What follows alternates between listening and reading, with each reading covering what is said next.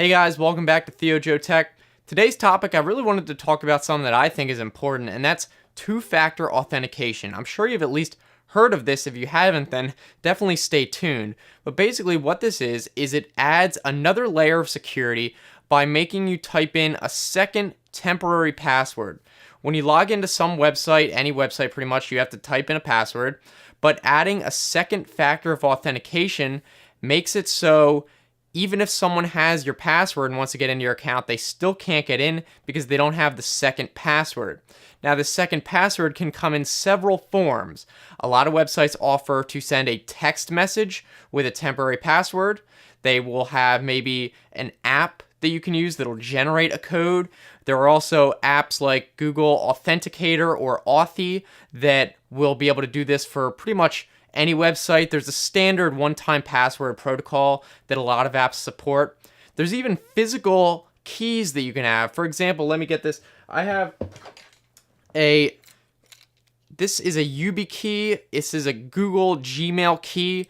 It'll work with pretty much any website that supports a U2F protocol, but this was advertised as a Gmail security key because this is really cheap, only less than $20, and works with Google accounts. And what this is when you log into your Google account, you type in your password and then it asks you to insert this key and press the button, and then that way no one can have a man-in-the-middle attack and steal your password. And the good thing about a physical key like this, I mentioned man-in-the-middle attack. What that is say you're at Starbucks, and even if you have two-factor authentication on, but you have a compromised connection, so someone's listening in on your connection, you type in your password, someone has that password now that they're listening in.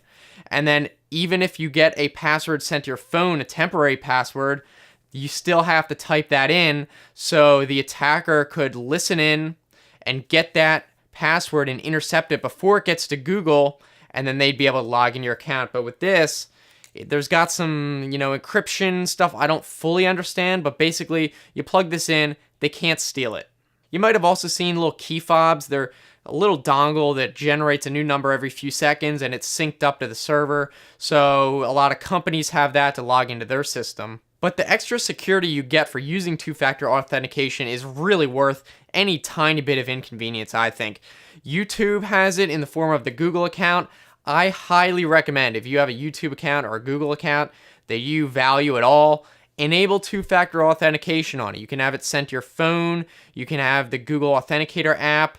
And, it's just peace of mind because for me, especially, you can imagine, my Google account's very important to me. If anyone got a hold of that, it'd be a bad day.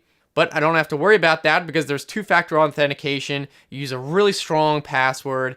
There's really no chance that anyone's going to take it. And especially for emails, even if it's not Gmail, if your email client supports two-factor authentication, if it's online, you should really use it because someone gets hold of your email, they can reset pretty much any password. Now, there's actually a site I recommend called twofactorauth.org, which lists pretty much any popular website and whether or not they support two-factor authentication and which forms of it. It'll also tell you if there are sites where it's coming soon or if they don't support it at all. So it's really useful. Maybe there's a site you didn't know, they have the setting hidden away or something. I recommend you enable it on any site you can that you value at all. I mean, this day and age, you hear about stolen passwords all the time, and it just adds another level of security where even if the passwords get stolen, obviously you still need to change your password, but it'll reduce the likelihood that someone would be able to even get into your account before you can change it. So yeah, this was really a simple topic, but I thought it was really important, so I mentioned it to you guys. You can talk about it in the comments section. Maybe you have your favorite method of authentication. Maybe you have a YubiKey that supports a lot of different protocols and you recommend it. We can all talk about it in the comments section below. You guys can give it a thumbs up if you like the video. If you want to subscribe, I try to make new videos 3 times a week. And you can also check out some old videos on the right-hand side if you're interested in those. You can either click the annotation or all links will also be in the description if you're on a phone or something. So anyway, thanks for watching, guys. I will see you next time. Have a good one.